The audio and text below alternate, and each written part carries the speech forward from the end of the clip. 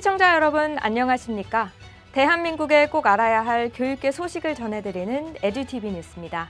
먼저 오늘의 주요 뉴스입니다. 교육부는 라이즈 위원회를 출범했습니다. 부산시 교육청은 부산 어린이집 연합회와 함께하는 소통 공감 만난 데이 행사를 개최했습니다. 경남교육청은 제1회 경남학생의회 정례회를 열었다고 밝혔습니다.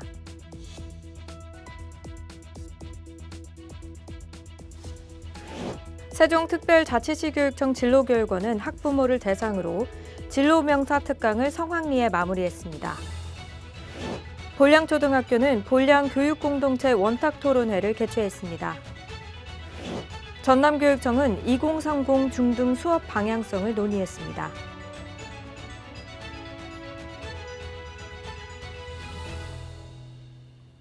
교육부 소식입니다.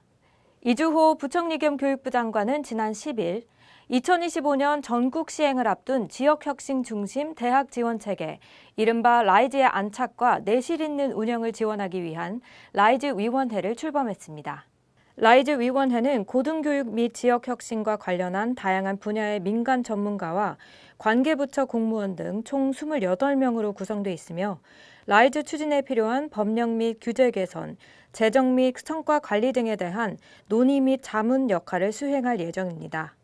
이번 회의에서는 라이즈 위원회의 구성 및 운영 방안, 라이즈 위원회 운영 규정, 라이즈 추진 상황 및 향후 계획 등에 대해 논의했습니다.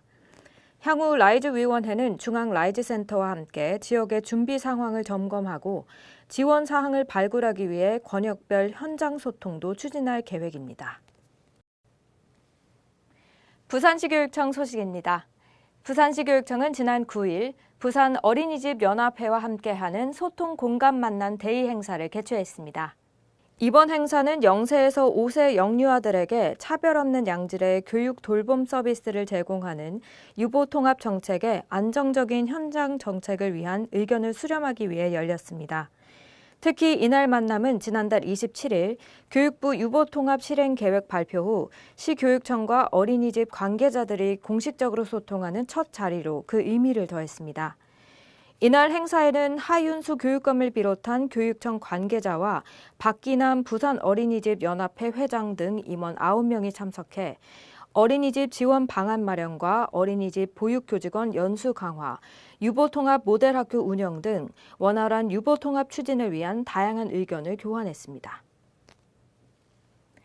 경남교육청 소식입니다. 경남교육청은 지난 10일 경남 행복마을학교에서 경남 18개 시군 지역학생의회 의장단으로 구성된 경남학생의회 제1회 정례회를 열었다고 밝혔습니다. 경남학생의회는 학생 자치 및 참여 활성화를 위해 설치된 기구로 이번 정례회에서는 2024학년도 경남학생의회 의장단에게 당선증을 전달하고 지난해 심의 의견된 안건의 이행 상황을 점검했습니다.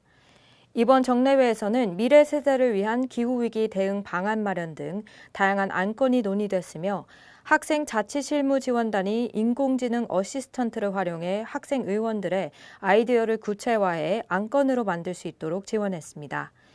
경남학생의회는 앞으로 9번의 온오프라인 정례회를 통해 안건을 발의하고 심의 의견된 안건은 경남교육청과 박종훈 교육감에게 제출해 교육감과 만남의 자리에서 논의될 예정입니다. 세종시 교육청 소식입니다. 세종특별자치시 교육청 진로교육원은 지난 9일 학부모 200여 명을 대상으로 진로명사 특강을 성황리에 마무리했습니다. 이번 특강은 변화하는 교육제도에 대비해 학부모들에게 맞춤형 진로 진학 정보를 제공하고 자녀와의 공감대 형성을 돕기 위해 마련됐습니다. 특강에 앞서 진로교육원은 사전 신청한 학부모들을 대상으로 1:1 진로 상담과 11개 진로 체험실 안내 등을 진행해 큰 호응을 얻었습니다. 이번 특강에 강연자로 초청된 방종임 교육전문 기자 겸 온라인 콘텐츠 창작자는 2028 대입 개편안과 2022 개정 교육과정 등 변화하는 교육제도에 대해 설명하고 자녀들이 진로를 설계하는 데 유익한 정보를 공유했습니다. 광주시 교육청 소식입니다. 본량초등학교는 지난 10일 농촌 소규모 학교 살리기를 위한 본량 교육공동체 원탁토론회를 개최했습니다. 이날 토론회는 학력 인구 감소로 인해 분교 또는 폐교 위기에 처한 본량초등학교를 살릴 방안을 모색하기 위해 마련됐습니다. 토론회에서는 교직원, 학부모, 지역 사회기관 및 단체 등 교육 공동체가 참여해 소규모 학교의 경쟁력 방안을 논의하고 지역 내 초등학교 존립의 중요성에 대한 공감대를 형성했습니다. 또한 전북 군산 회현초의 전라북도 작은학교 특색교육 사례와 전라남도 교육청의 지역사회 연계 협력 사례에 대한 강의를 듣고 본량초등학교의 강점을 살릴 수 있는 방안을 생각해보는 시간을 가졌습니다. 전남교육청 소식입니다. 전남교육청은 지난 9일 중등 미래교실 수업자와 김대중 교육감이 함께하는 대화의 날을 갖고 2030 중등 수업 방향성을 논의했습니다. 이날 대화의 자리는 지난 5월 2024 대한민국 글로컬 미래교육 박람회에서 수업을 진행한 미래교실 수업연구회 중등수업 교사와 지원단 등이 참여해 2030 중등수업 어떻게 준비할까를 주제로 의견을 나눴습니다. 참석자들은 2030 수업에서 인공지능과 챗 GPT 등 디지털 기술의 역할에 대해 심도 있는 의견을 나눴습니다. 특히 학생 주도성을 키우는 공동교육 과정 운영, 디지털 기술을 활용한 국내외 교류 및 협업 수업 강화, 수업 연구 중심의 전문적 학습 공동체 활성화, 에듀테크 사용 구독료 지원과 2030 교실 네트워크 플랫폼, 디바이스 구축 등을 향후 과제로 꼽았습니다. 이어서 교육계 행사 이모저모입니다.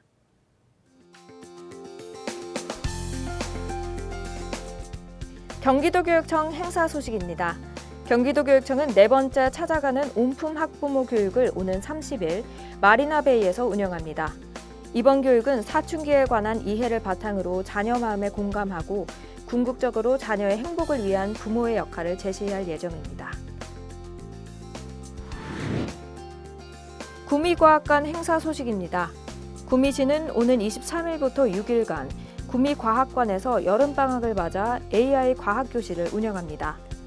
AI 과학교실은 초등학생의 디지털 AI 리터리시 역량 강화와 과학인재 양성을 위해 구미과학관과 아시아 태평양 이론물리센터와의 협업을 통해 진행하게 됩니다.